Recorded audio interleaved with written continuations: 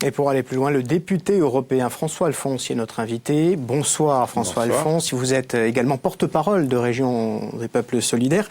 Créé en 1994, c'est quoi exactement ce parti et qui y participe? Combien d'organisations?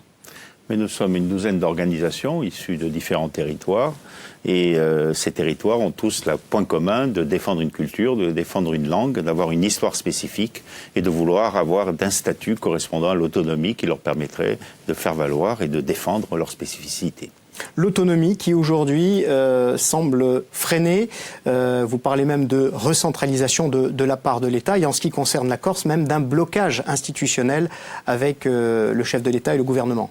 Oui, bon, c'est le constat que l'on doit tirer depuis que M. Macron a été élu, depuis le voyage qu'il a fait en Corse au moment de la commémoration du 20e anniversaire de l'assassinat du préfet Rignac, et depuis la récente venue à Cozzano, où il a tenu des discours qui sont vraiment très fermés. Et je pense que dans l'histoire... Avec pourtant la volonté d'inscrire la Corse dans la Constitution.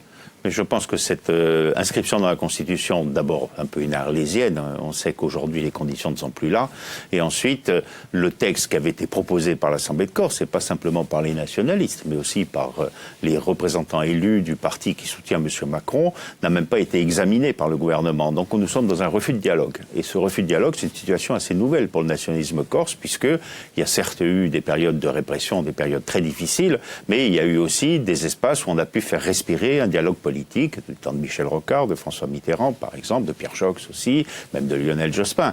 Donc vraiment, là aujourd'hui, on voit un pouvoir français qui est arc-bouté sur une conception jacobine. Aujourd'hui, comment essayer de sortir de cette impasse et de ce blocage ?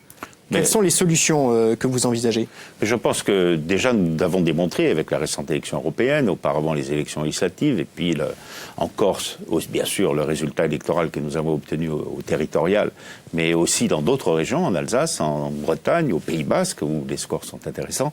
Je crois qu'on est une force montante, et que cette force montante a aussi la possibilité de trouver des soutiens qui sont à l'Assemblée nationale, vous l'avez dit, à l'intérieur du groupe auquel participent les députés corses, et le député breton, qui sont les 4 députés RPS, aussi au Parlement européen, et avec les alliés qui nous ont permis au Parlement européen, une nouvelle fois, d'avoir un élu, qui sont les écologistes, qui est une force qui, aujourd'hui, inscrit le projet d'autonomie de la Corse dans les fondamentaux de ces projets politiques. François Alfonsi, voilà. C'est un temps long dans lequel vous inscrivez alors? Mais je pense que c'est indispensable. Je pense que la France est vraiment un système étatique extrêmement bloqué, sans doute le plus bloqué d'Europe, parce que les autonomies pour des îles, notamment dans d'autres États européens, c'est quand même monnaie courante.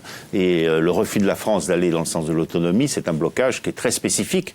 Et donc ce n'est que parce que nous inscrivons la prééminence du mouvement nationaliste en Corse sur de nombreuses années que nous forcerons les portes du dialogue. Le risque tout de même, ce n'est pas de voir certains se radicaliser en Corse ?